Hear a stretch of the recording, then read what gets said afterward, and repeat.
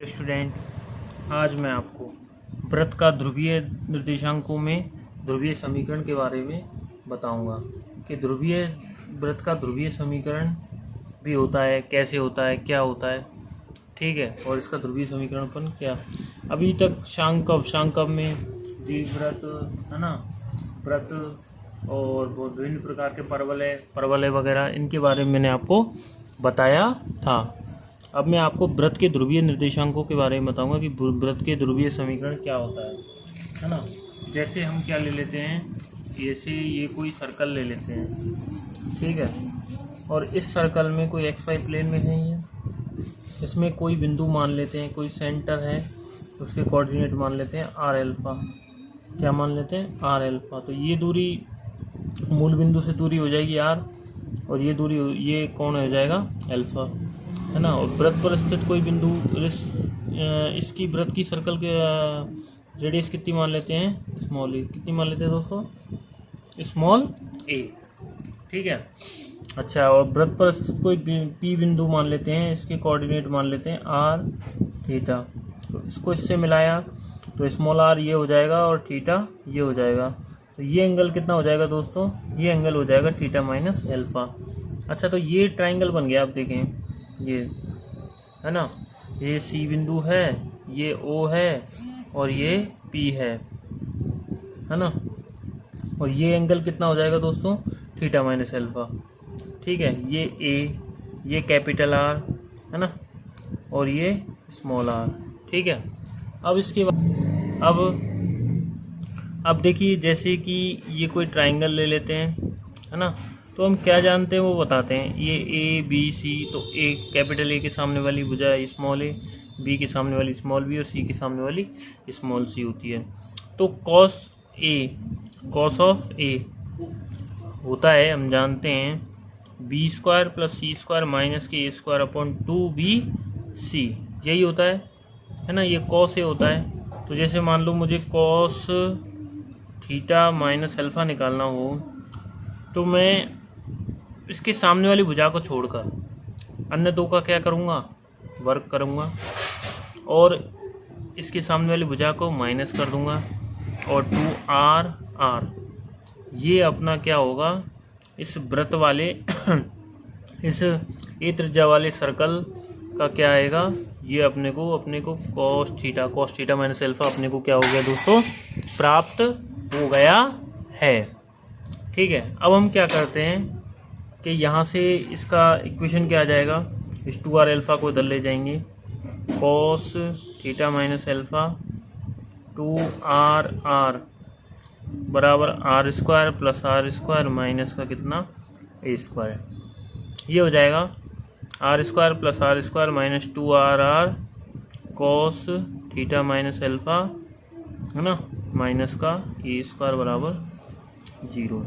ये जो समीकरण है दोस्तों, ये समीकरण क्या है? अपना वृत्त का समीकरण अपने को प्राप्त होगा। वृत्त का किस रूप में? ध्रुवीय समीकरण। वृत्त का ध्रुवीय समीकरण प्राप्त हुआ है। कौन सा समीकरण प्राप्त हुआ दोस्तों? ध्रुवीय समीकरण। ये हमको याद भी रखना है। जैसे शांकव का कितना होता था ध्रुवीय समीकरण? L/R बराबर 1 प्लस ई कॉस थीटा, है ना।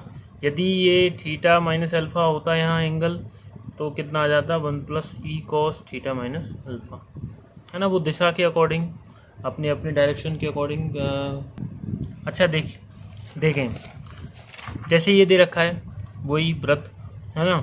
ये अल्फा, ये थीटा, तो ये थीटा माइनस अल्फा, ये स्मॉल आर, ये कैपिटल आर, है ना। ये ट्राइंगल मैंने इधर बना लिया, और ये ट्राइंगल हम जानते हैं, अभी बताया था, कॉस ए बराबर बी स्क्वायर प्लस सी स्क्वायर, ये होता है। तो कॉस थीटा माइनस अल्फा अभी मैंने कितना बताया था? यही बताया था दोस्तों, कितना?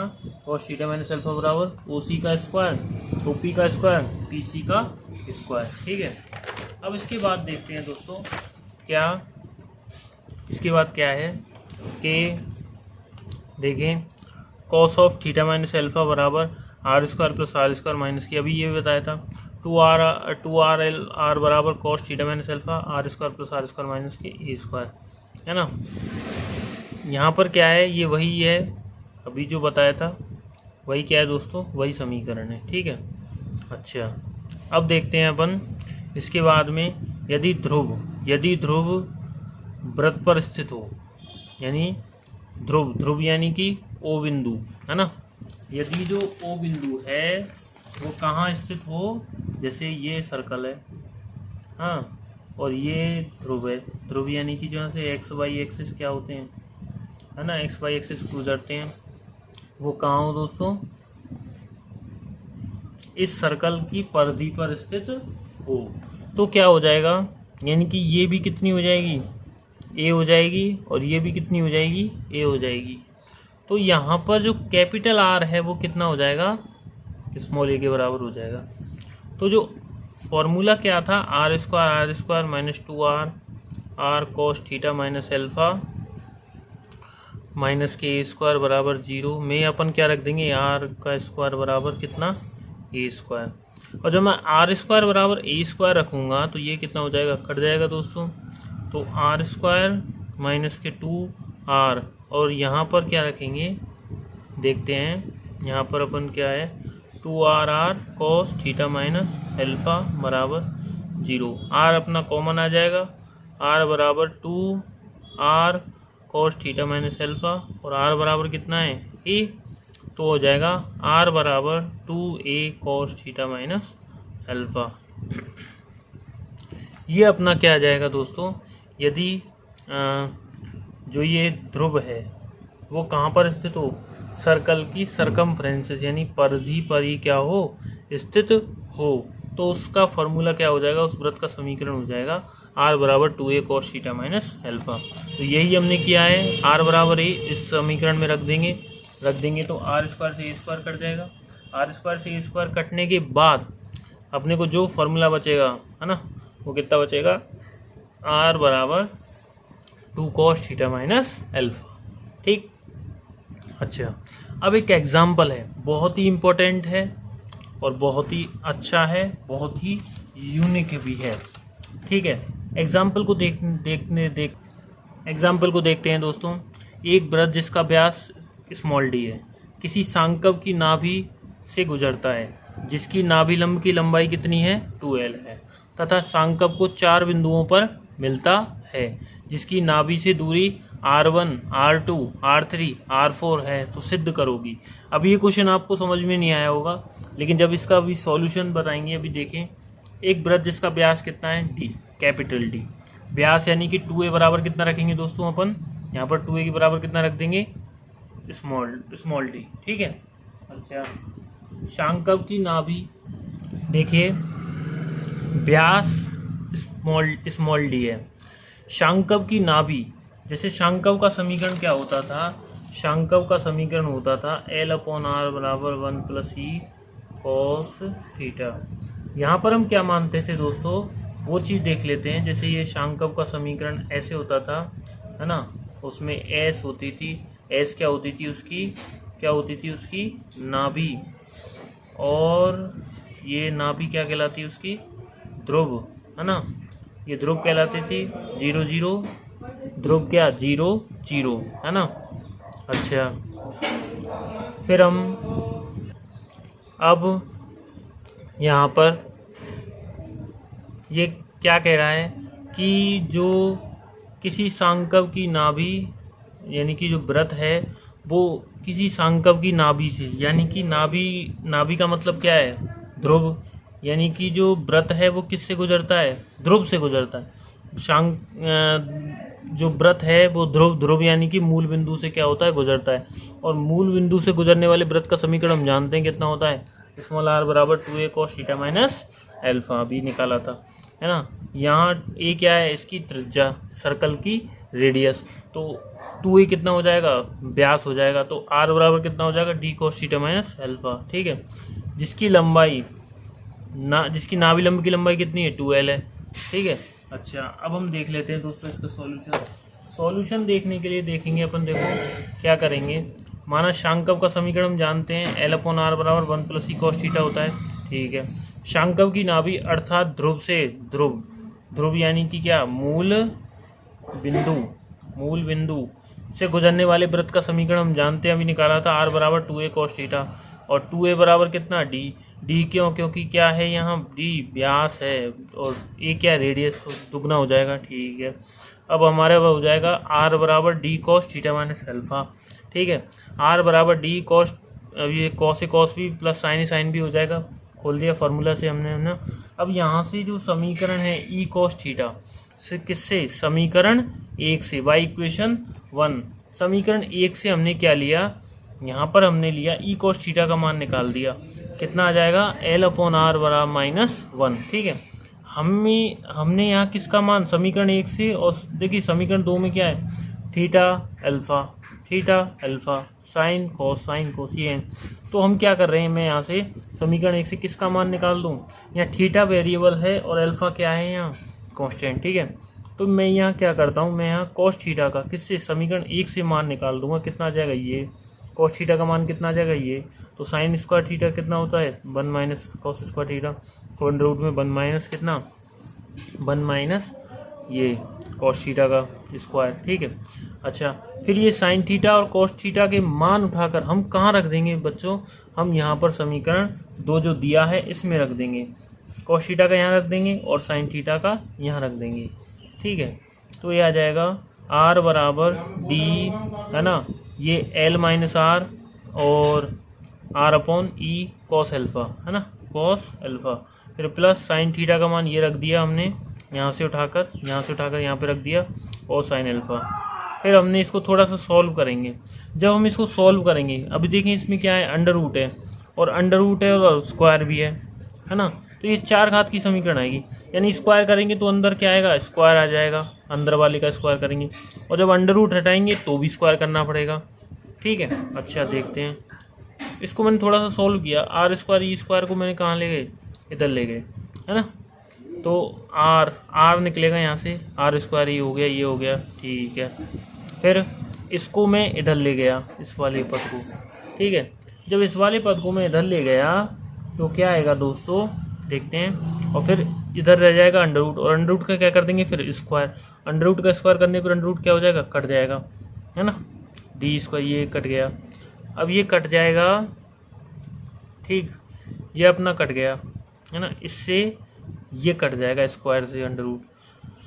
अच्छा, और फिर खोल के इसके वर्ग को, फिर ये समीकरण आएगी कितने घात की? 4, क्योंकि इसमें स्क्वायर है, स्क्वायर का स्क्वायर यानी कि कितनी का अधिकतम का, आर की, आर यहाँ वेरिएबल है और आर की अधिकतम घात कितनी होगी? 4, फिर 3, फिर 2 और फिर 1 और 0, यानी कांस्टेंट पदों के जो पद हैं उनके गुणांकों को एक साथ लिख लेंगे। क्यों? क्योंकि ये 4 घात की चतुर्थ घात की समीकरण है, जिसके सॉल्यूशन, जिसके हल अपन मैं अभी बताऊंगा कि होता क्या है। देखिए दोस्तों, अब इसमें लिखा हुआ है, जैसे मैंने लिखा है, बताया था कि ये 4 घात की क्या है? समीकरण है ना। ये समीकरण कितने की है? 4 घात की समीकरण है। कौन सी वाली? ये वाली समीकरण जो भी मैंने पीछे लिखी थी, अभी बताई थी कि ये क्या है, कितने घात की समीकरण है? 4 घात की समीकरण है। किसमें? स्मॉल आर में, है ना, स्मॉल आर में 4 घात की समीकरण है। अतः माना कि, और देखिए जितनी घात की समीकरण होंगे उसके उतने ही क्या होंगे? मूल। तो इसके मान लेते हैं R1 R2 R3 R4 क्या है? इसके मूल हैं। ठीक है। अच्छा देखिए, जैसे क्या होता है कि ये समीकरण होती है, ये वाली, जैसे एक समीकरण है ax4 + bx³ + cx² + dx + c बराबर 0 क्या है? समीकरण है। ठीक है, और इसके मूल मान लेते हैं x1 x2 x3 x4 है। तो क्या होगा कि जैसे फिर इसको लिखते हैं, देखो क्या है,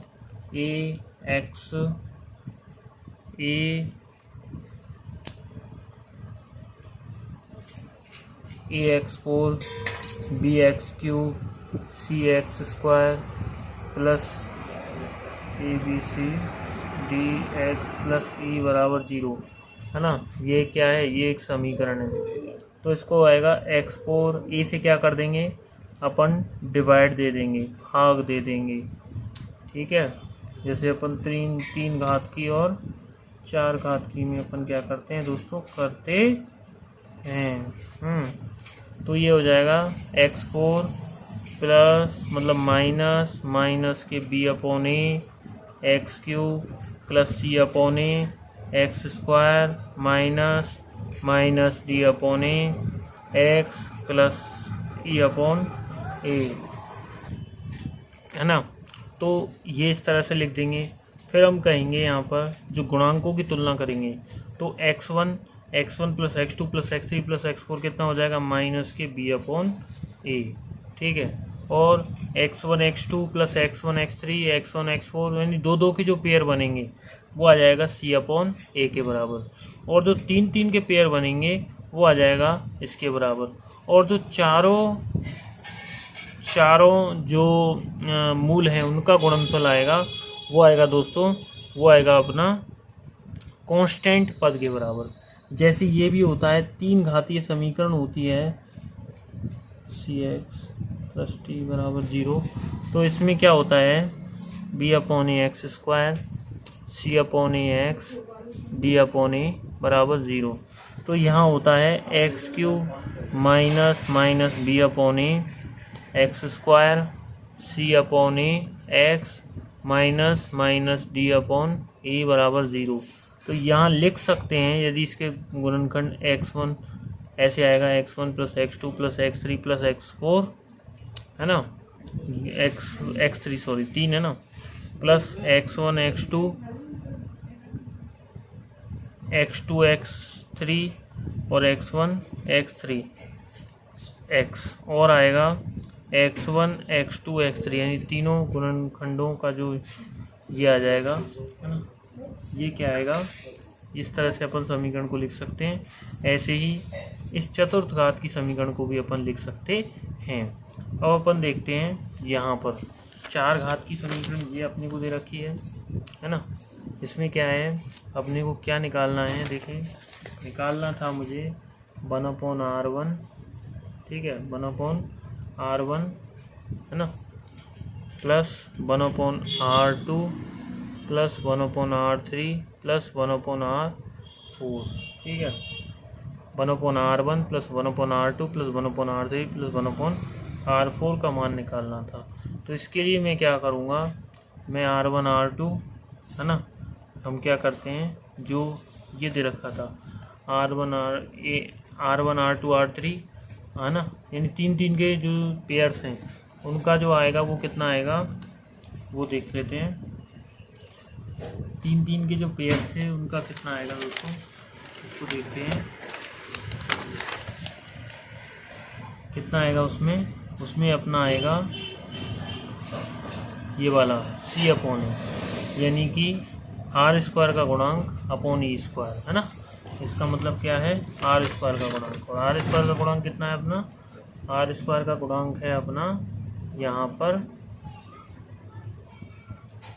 कितना, सॉरी ये आर का गुणांक 2d l upon E square, है ना, यानी आया r1 r2 r3 r2 r3 r4, है ना। इसी प्रकार से तीन के जो पेयर बनेंगे उनका आएगा 2d² l upon E square, और r1 r2 r3 r4 यानी चारों का जो योग आएगा वो आएगा d² l² upon E square, d² l² upon E square.